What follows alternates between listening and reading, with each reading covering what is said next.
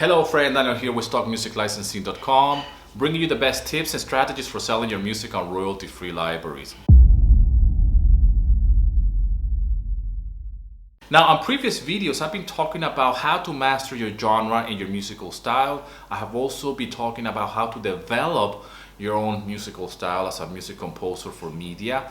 On this video, I'm going to carry on with the same theme. So if you're watching this in this particular series, which it should have been a series really, this will be in essence like video number 3, if you will. If you haven't seen those videos, I really recommend that you go and watch them.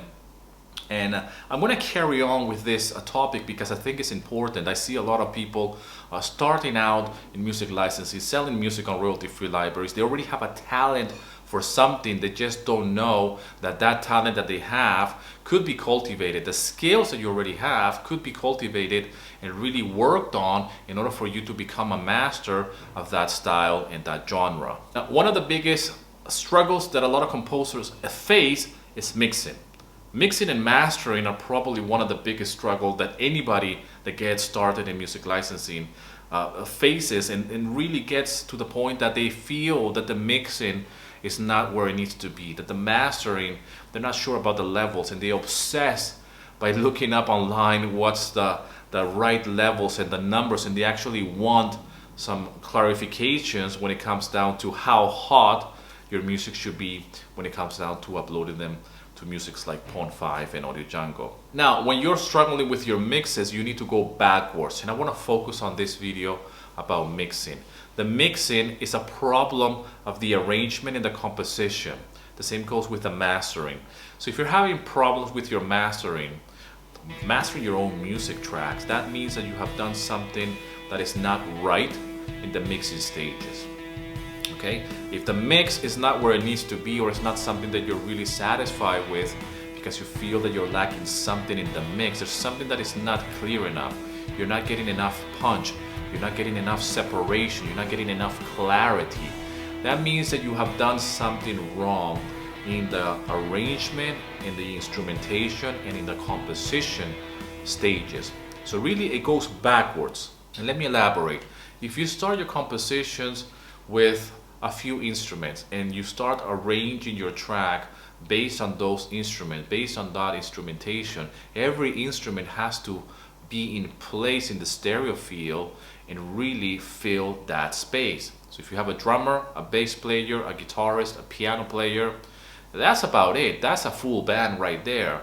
Now, the more instruments you have, the more difficulties you will have in order to mix. The more tracks you have in your session, the harder it's going to be for you to mix.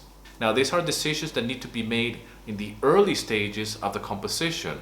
When we're writing music for media, we're wearing different hats. We are the composer, the arranger, the producer, we are the mixer, we are the mastering engineer, and we're even the T-boy, or the guy that goes and gets our own coffee. We are the cheerleaders, we are our own psychologist.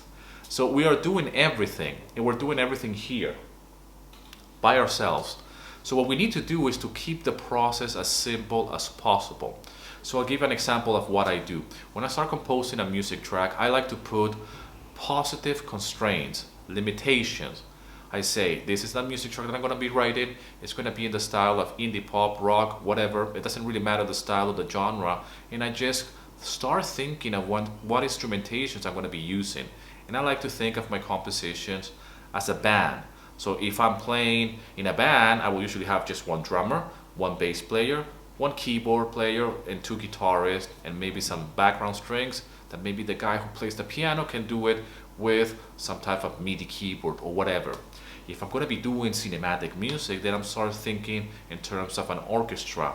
How many strings players do I need? Is it going to be a full-blown orchestra? Then how many instruments do I actually need from them?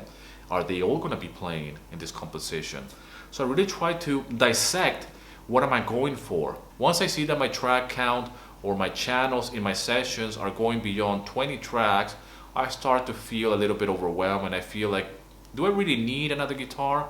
Do I really need another string section playing those same melodies in the background? Is it really doing anything? because I know that the more instruments I have, the more channels I have in my session, the harder it's going to be for me to mix that music track.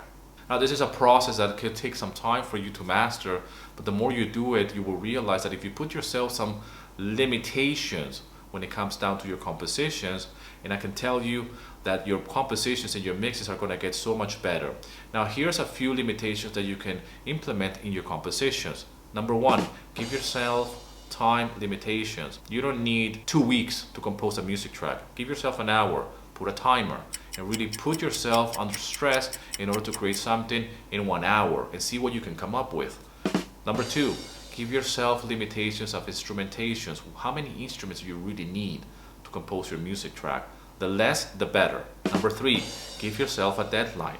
Finish the track. If you're gonna start writing a music track, even if it's within 1 hour, you might not be finishing that track from start to finish, but certainly within the next few hours, you should be able to come up with a track with an intro, a verse, a chorus, a middle section, and an ending. Finish what you started and do it under a deadline. It could be 3 to 4 hours. That's more than enough for you to finish a track. You don't really need more than 4 hours to finish a track, a brand new track from start to finish. Even with the mixing done, that's enough time to do that. In music licensing, really 4 to 5 hours to compose a music track from start to finish is enough. So I hope these tips are helpful to you. Put yourself under stress, put yourself under a lot of positive constraints and limitations in order to shine. Put yourself to the test, because that's where creativity lives. I hope this video is helpful to you. If you're new to music licensing or to royalty-free libraries, I have done a free workshop where I teach you how to earn between $500 to $1,000 per month, every single month, by selling your music on royalty-free libraries. Link in the description for that workshop. I love you very much, and as always, rock and roll, and here's to your success.